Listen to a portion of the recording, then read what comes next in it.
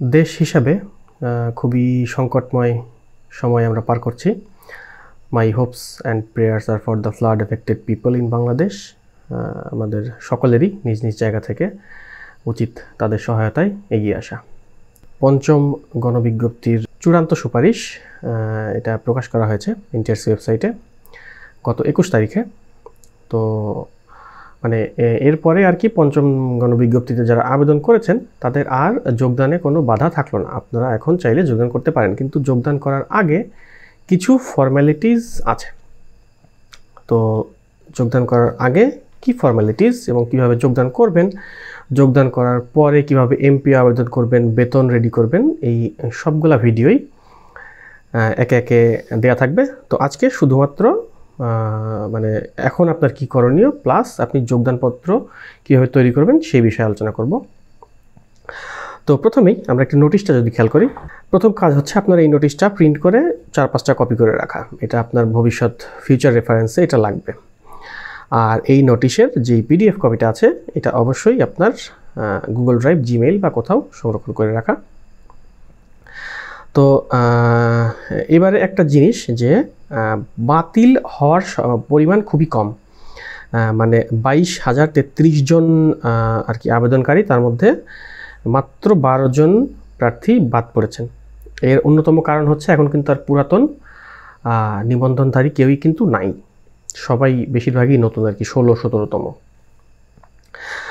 তো যাই হোক, এই নোটিশটা আপনারা এনটিআরসির ওয়েবসাইটে গেলে পাবেন এবং রেজাল্টটা এই ওয়েবসাইটে গেলে বর্তমানে পিডিএফ ফাইলটা আপনি যদি কম্পিউটার দিয়ে দেখেন তাহলে আপনি এটা ক্লিকেবল লিঙ্ক, আপনি এখানে ক্লিক করেই আপনি লিঙ্কে প্রবেশ করতে পারবেন।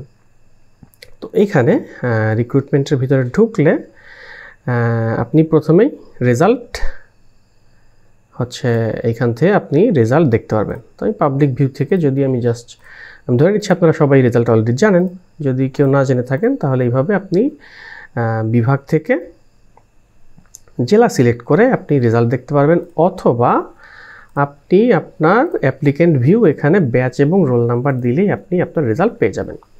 রিকমেন্ডেশন লেটার ডাউনলোড করতে পারবেন। আপনি যখন 1000 টাকা জমা দিয়েছিলেন তখন যে আইডি পাসওয়ার্ড আপনি পেয়েছেন সেটা দিয়ে আপনি এখান থেকে রিকমেন্ডেশন লেটার ডাউনলোড করতে পারবেন। তো রিকমেন্ডেশন ডাউনলোড করার পরে আপনার কাজ কিন্তু এখানেই শেষ না। আপনার প্রথম কাজ হচ্ছে আপনি যেই প্রতিষ্ঠানে সুপারিশ পেয়েছেন সেই প্রতিষ্ঠান প্রধানের সাথে যোগাযোগ করা। তো সেই প্রতিষ্ঠান প্রধানের সাথে আপনি কীভাবে যোগাযোগ করতে পারবেন, আপনি সরাসরি সেখানে চলে যেতে পারেন যদি আপনার বাসার কাছে হয়। আর যদি না হয় সেক্ষেত্রে আপনার প্রতিষ্ঠানের নাম লিখে সার্চ করে সেখান থেকে প্রিন্সিপাল স্যার অথবা হেডমাস্টার স্যার যিনি থাকবেন তার নাম্বার কালেক্ট করে তার সাথে যোগাযোগ করতে পারবেন যে স্যার আমি অমুক, আমি আপনার প্রতিষ্ঠানে সিলেক্টেড হয়েছি, এবং আপনার কাজ হচ্ছে মানে জাস্ট ইন্টারাকশন করা আর কি। এরপরে আপনার কাজ হচ্ছে একটা মানে নিয়োগপত্র প্রাপ্তির জন্য একটা আবেদন দেয়া আপনার প্রতিষ্ঠান প্রধান বরাবর, স্কুল কলেজ যেই হোক। বাই দ্য ওয়ে, বর্তমানে স্কুল কলেজের কোনো সভাপতি কিন্তু নাই।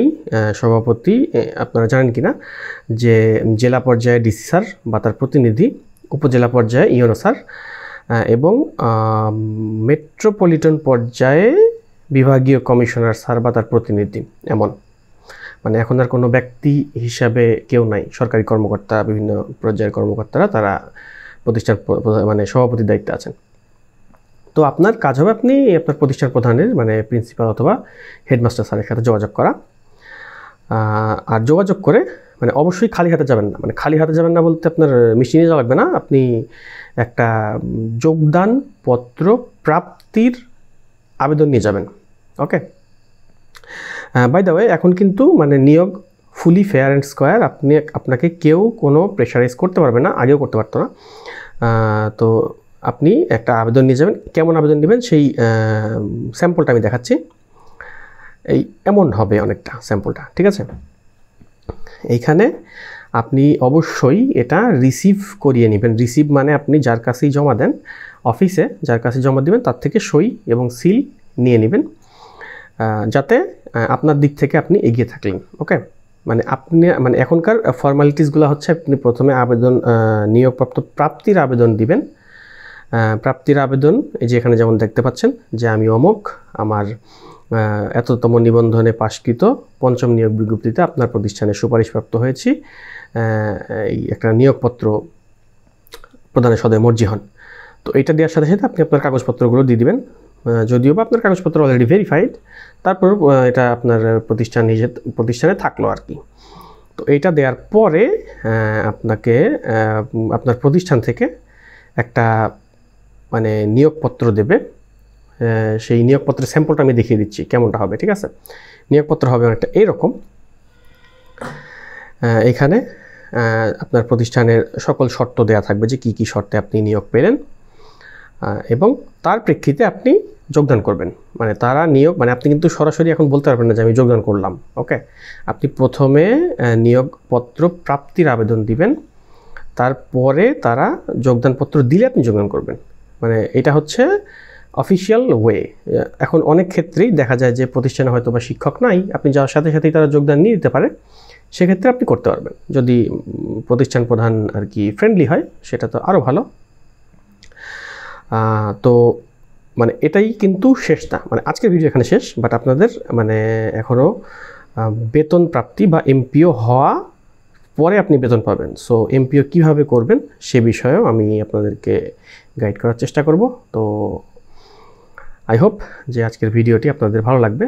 তো নেক্সট ভিডিও আসা পর্যন্ত সকলেই ভালো থাকবেন এবং দেখা হবে পরবর্তী ভিডিওতে। Thank you.